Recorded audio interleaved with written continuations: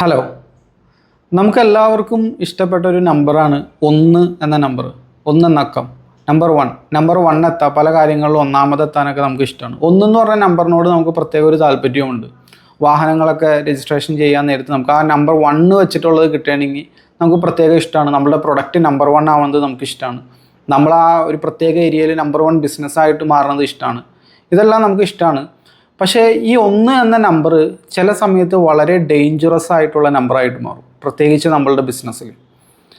ഈ 1 വളരെ ഡേഞ്ചറസ് ആയിട്ട് വരുന്ന സിറ്റുവേഷൻസ് ചിലതുണ്ട്. അതിൽ പെട്ടതാണ് ഇപ്പം നമുക്ക് ഒരേ ഒരു കസ്റ്റമർ മാത്രമേ ഉള്ളൂ. നമ്മളുടെ മേജറായിട്ടുള്ള റവന്യൂ വന്നത് ഒറ്റ കസ്റ്റമറിൽ നിന്നാണെന്ന് വിചാരിക്കുക. ആ കസ്റ്റമർക്ക് എന്തെങ്കിലും സംഭവിച്ചു കഴിഞ്ഞാൽ, അല്ലെങ്കിൽ ഈ കസ്റ്റമർ നിങ്ങളുടെ കോമ്പറ്റീറ്റേഴ്സിൻ്റെ അടുത്തേക്ക് പോവുകയോ മറ്റോ ചെയ്ത് കഴിഞ്ഞാൽ നിങ്ങളുടെ ബിസിനസ് നല്ല രീതിയിൽ തന്നെ പ്രയാസപ്പെടും. ഒരേ ഒരു സോഴ്സ് മാത്രമേ ഉള്ളൂ നിങ്ങൾക്ക് കസ്റ്റമറെ കണ്ടെത്താനുള്ളൂ. അതായത് ഒരേ ഒരു മാർക്കറ്റിംഗ് ചാനൽ മാത്രമാണ് നിങ്ങൾ റിലേ ചെയ്യണുള്ളൂ എന്ന് വിചാരിക്കുക.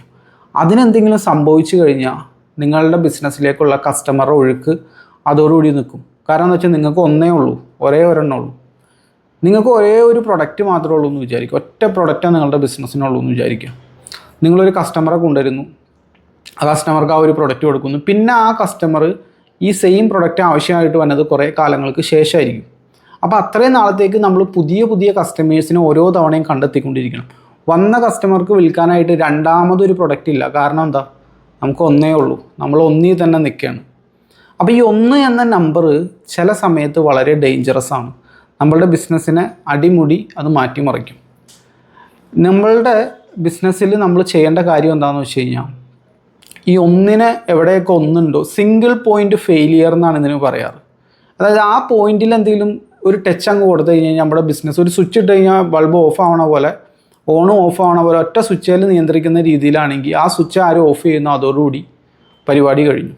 അപ്പോൾ പല ബിസിനസ്സുകളും ഇപ്പോൾ ഗൂഗിള് ചില സമയത്ത് അവരുടെ അൽഗോരിതം ചേഞ്ച് ചെയ്യാൻ നേരത്ത് നല്ല രീതിയിൽ ഫ്രീ ആയിട്ട് തന്നെ വെബ്സൈറ്റ് വഴി ഓർഡർ കിട്ടിക്കൊണ്ടിരുന്ന ആളുകളുണ്ട്.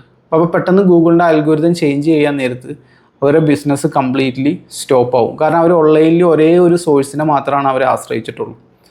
ഈ 1-ലധികം സോഴ്സുകളെ പറ്റിയിട്ട് നമ്മൾ ചിന്തിക്കണം. നമുക്ക് ഒരേ ഒരു സപ്ലയർ ഒരേ ഒരാളുള്ളൂ എങ്കിൽ സപ്ലയർ ഇപ്പോൾ വില കൂട്ടി നമുക്കൊന്നും ചെയ്യാൻ പറ്റില്ല. വേറൊരാളെ നമ്മൾ കണ്ടെത്തിയിട്ടില്ല. കാരണം എന്താ? നമ്മൾ 1-ൽ റിലേ ചെയ്തുകൊണ്ടിരിക്കുകയാണ്. അപ്പോൾ 1 എന്ന് പറയുന്നത് എല്ലാ സമയത്തും അത്ര നല്ല നമ്പറല്ല ബിസിനസ്സിൻ്റെ കാര്യത്തിൽ. 1-ലധികത്തിലേക്ക് നമ്മൾ ചിന്തിക്കണം. ഇവിടെ പ്രത്യേകിച്ച് മാർക്കറ്റിങ്ങിൻ്റെ ഒക്കെ കേസ് പറയുകയാണെങ്കിൽ, നിങ്ങൾക്ക് ഒരേ ഒരു സോഴ്സിൽ നിന്ന് മാത്രമാണ് കസ്റ്റമേഴ്സ് വന്നോളൂവെങ്കിൽ ആ സോഴ്സിന് എന്തെങ്കിലും സംഭവിച്ചു കഴിഞ്ഞ് കഴിഞ്ഞാൽ നമ്മുടെ ബിസിനസ്സിൽ പല പ്രശ്നങ്ങളും ഉണ്ടാവും. നമ്മളുടെ റവന്യൂ ചിലപ്പോൾ ഒറ്റയടിക്ക് തന്നെ 80-90% ഇടിഞ്ഞു പോവാം. അങ്ങനെ 80-90% ഇടിഞ്ഞു പോയാലുള്ള പ്രശ്നം എന്താണെന്ന് വെച്ച് കഴിഞ്ഞാൽ, മറ്റ് ബിസിനസ് ഓപ്പറേഷൻസ് നടത്താനുള്ള ക്യാഷ് ഫ്ലോ നമുക്ക് കിട്ടാത്തതുകൊണ്ട് ബിസിനസ് പൂട്ടിയിടേണ്ടതായിട്ട് വരും. അല്ലെങ്കിൽ നിങ്ങൾക്ക് അത്ര റിസർവ് ഫണ്ട് വേണം. അധിക സ്മോൾ ബിസിനസ്സുകൾക്കും ഈ റിസർവ് ഫണ്ടൊന്നുമില്ല. അപ്പോൾ നമ്മൾ ശ്രദ്ധിക്കേണ്ടത് എന്താണെന്ന് വെച്ച് കഴിഞ്ഞാൽ, നമ്മൾ ഐഡൻറ്റിഫൈ ചെയ്യണം എവിടെയാണ് ആ സിംഗിൾ പോയിൻ്റ് ഫെയിലിയർ ഉള്ളത് എൻ്റെ ബിസിനസ്സിൽ നിന്ന് ഐഡൻറ്റിഫൈ ചെയ്യണം. ഏത് 1 നഷ്ടമായി കഴിഞ്ഞ് കഴിഞ്ഞാൽ എൻ്റെ ബിസിനസ് കംപ്ലീറ്റ്ലി ഷട്ട് ഡൗൺ ചെയ്യേണ്ടി വരും. അങ്ങനെ ഒരു സംഗതി ഉണ്ടെങ്കിൽ അത് ഐഡൻറ്റിഫൈ ചെയ്യുക. ഒരേ ഒരു മാർക്കറ്റിംഗ് സോഴ്സ് ആണോ നിങ്ങൾക്കുള്ളൂ? നിങ്ങളുടെ ബിസിനസ്സിലേക്ക് ഇപ്പോൾ നിലവിൽ ഇപ്പോൾ എങ്ങനെയാണ് കസ്റ്റമർ വന്നുകൊണ്ടിരിക്കുന്നത്? ഒരു ഉദാഹരണം പറഞ്ഞു കഴിഞ്ഞാൽ, ഇപ്പോൾ പത്രത്തിലൂടെ മാത്രമാണ് നിങ്ങൾക്ക് കസ്റ്റമർ വന്നതെന്ന് വിചാരിക്കുക. പത്രം എന്ന് പറയുന്ന ഇൻഡസ്ട്രി ഡൗൺവേർഡാണ്, ഇടിഞ്ഞുകൊണ്ടിരിക്കുന്നതാണ്. എന്തെങ്കിലും പെട്ടെന്ന് സംഭവിച്ചു കഴിഞ്ഞ് കഴിഞ്ഞാൽ നമുക്ക് കസ്റ്റമറുടെ ഫ്ലോ നിൽക്കും. അപ്പോൾ പിന്നെ ഒരു പുതിയ മാർക്കറ്റിംഗ് ചാനൽ തപ്പിപ്പിടിച്ച് പെട്ടെന്ന് തന്നെ ലീഡ് ജനറേറ്റ് ചെയ്യാനുള്ള കഴിവ് നിങ്ങൾക്കില്ലെങ്കിൽ ബിസിനസ് ഫെയിലിയറിലേക്ക് എത്തും. ഒരേ ഒരു മാർക്കറ്റിംഗ് ചാനൽ ഗൂഗിളിനെ മാത്രമാണ് നിങ്ങൾ ആശ്രയിക്കണമെന്ന് വിചാരിക്കുക. ഗൂഗിളിൻ്റെ ഓർഗാനിക്കും അതുപോലെ തന്നെ SEO എല്ലാം ചെയ്ത് നിങ്ങളുടെ വെബ്സൈറ്റ് വഴിയാണ് കസ്റ്റമർ വന്നതെന്ന് വിചാരിക്കുക. ഗൂഗിൾ പെട്ടെന്ന് അൽഗോരിതം ചേഞ്ച് ചെയ്യുമോ, അങ്ങനെ എന്തെങ്കിലുമൊക്കെ ചെയ്ത് കഴിഞ്ഞാൽ അതൊരുടി പരിപാടി കഴിഞ്ഞു. അപ്പോൾ 1 എവിടെയാണ് പ്രശ്നം എന്ന് നിങ്ങൾ കണ്ടുപിടിക്കുക. ഒരെണ്ണത്തിന് എന്തെങ്കിലും സംഭവിച്ചു കഴിഞ്ഞാൽ ബിസിനസ്സിനെ അത് സാരമായിട്ട് ബാധിക്കും. അങ്ങനെയുള്ള 1കളെ കണ്ടുപിടിക്കുക, എന്നിട്ട് അതിനെ ഡൈവേഴ്സിഫൈ ചെയ്യാൻ നോക്കുക. അതാണ് ബുദ്ധിയുള്ളൊരു ബിസിനസ് ഓണർ ചെയ്യേണ്ട ഒരു കാര്യം. ഇപ്പോൾ കഴിഞ്ഞ ദിവസം തന്നെ ഞാൻ രാത്രി കിടന്നു. വാട്സപ്പ് ഗ്രൂപ്പുകളുണ്ട്, എനിക്ക് പല വാട്സപ്പ് ഗ്രൂപ്പുകളുണ്ട്. നിങ്ങൾ പലരും അതിൽ മെമ്പേഴ്സാണ്. എൻ്റെ 6ാമത്തെ വാട്സപ്പ് ഗ്രൂപ്പ് രാത്രി വരെ ഞാൻ അതിൽ പോസ്റ്റുകളും കാര്യങ്ങളും എഡ്യൂക്കേഷണൽ കണ്ടൻറ്റുകളും എല്ലാം ഇട്ടായിരുന്നു.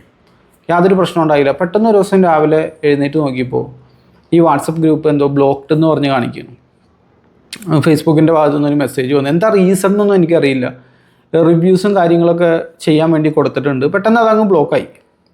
അപ്പം ഞാൻ ആലോചിക്കുകയാണ്, എനിക്ക് ഒന്നിലധികം ഇല്ലായിരുന്നെങ്കിൽ എനിക്ക് വരേണ്ട കസ്റ്റമേഴ്സിനെ കിട്ടൂലായിരുന്നു. കാരണം എന്ന് വെച്ച് കഴിഞ്ഞാൽ വൺസ് അത് ബ്ലോക്കായി കഴിഞ്ഞ് കഴിഞ്ഞാൽ നമുക്ക് അതിലേക്ക് ആക്സസ് കിട്ടൂല. നമ്മുടെ മെമ്പേഴ്സിന് തിരിച്ചും കമ്മ്യൂണിക്കേഷനോ കാര്യങ്ങളോ ഒന്നും നടക്കില്ല. എൻ്റെ നമ്പർ ഓൾറെഡി സേവ് ചെയ്ത് വെച്ചിട്ടുണ്ടെങ്കിൽ അവർക്ക് ഞാനുമായിട്ട് കമ്മ്യൂണിക്കേറ്റ് ചെയ്യാം. അപ്പോൾ ഒന്നിലധികം ഉണ്ടാക്കി വെക്കുക എന്നുള്ളത് എനിക്ക് മുമ്പേ അറിയാവുന്നത് കൊണ്ട് ഞാൻ ഒന്നിലധികത്തിൽ റിലേ ചെയ്ത് നിന്നു. അല്ലെങ്കിൽ പെട്ടെന്ന് പണി, ഒറ്റ ഗ്രൂപ്പ് മാത്രമേ ഉള്ളൂ എന്ന് വിചാരിക്കുക, ആ ഗ്രൂപ്പിൽ നിന്നാണ് നിങ്ങളുടെ സെയിൽ വന്നതെന്ന് വിചാരിക്കുക.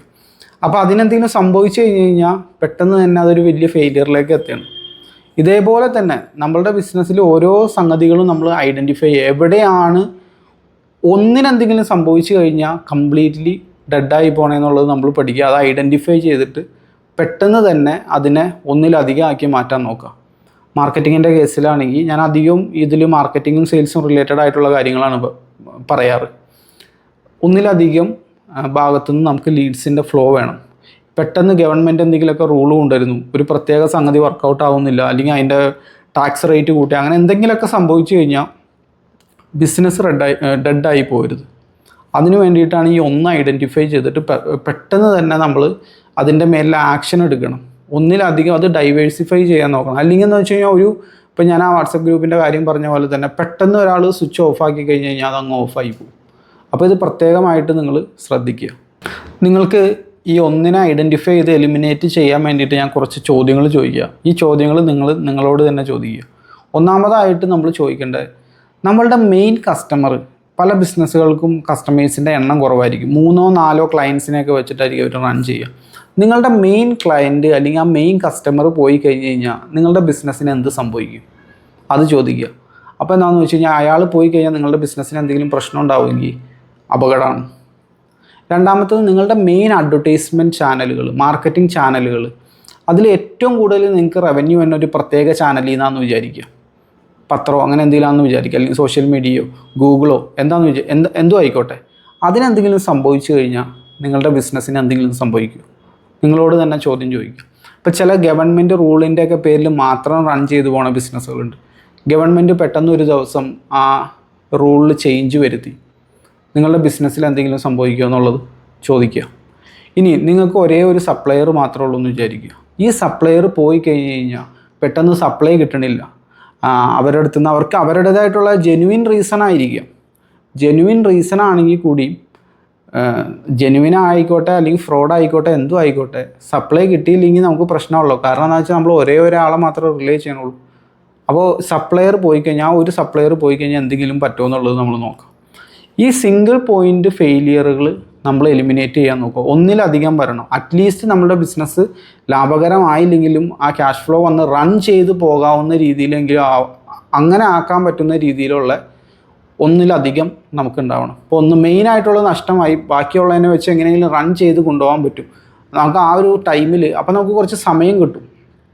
ആ സമയത്തിൽ നമുക്ക് ആ സമയം കിട്ടിയതിന് ശേഷം നമുക്ക് എന്തെങ്കിലും കാര്യങ്ങൾ തീരുമാനിച്ച് പുതിയ ഡിസിഷൻ എടുക്കുക. എന്ന് പറഞ്ഞാൽ ആ സ്വിച്ച് അങ്ങ് ഓഫാക്കുമ്പോഴത്തേക്കും ബൾബ് അങ്ങോട്ട് നിന്ന് പോയി ഇരുട്ടായി കഴിഞ്ഞ് കഴിഞ്ഞാൽ വലിയ പ്രയാസമാണ്. അപ്പോൾ ആ സിംഗിൾ പോയിൻ്റ് ഫെയിലിയറുകൾ നമ്മൾ ഒഴിവാക്കാനായിട്ട് നോക്കാം. സ്വന്തമായിട്ട് തന്നെ ചിന്തിച്ച് നിങ്ങളുടെ ബിസിനസ്സിൽ എന്തെങ്കിലും ആ 1 പോയിൻ്റ് ഫെയിലിയറുകളെ കംപ്ലീറ്റ് എലിമിനേറ്റ് ചെയ്യുക. അപ്പോൾ 1 എന്ന് പറയുന്ന നമ്പർ എപ്പോഴും അത്ര നല്ല നമ്പറല്ല, പ്രത്യേകിച്ച് ബിസിനസ്സിൽ. അപ്പോൾ ഇത് ശ്രദ്ധിക്കുക. ഇതുപോലുള്ള ബിസിനസ് വിശേഷങ്ങളുമായിട്ട് നമുക്ക് വീണ്ടും കാണാം. Thank you for watching.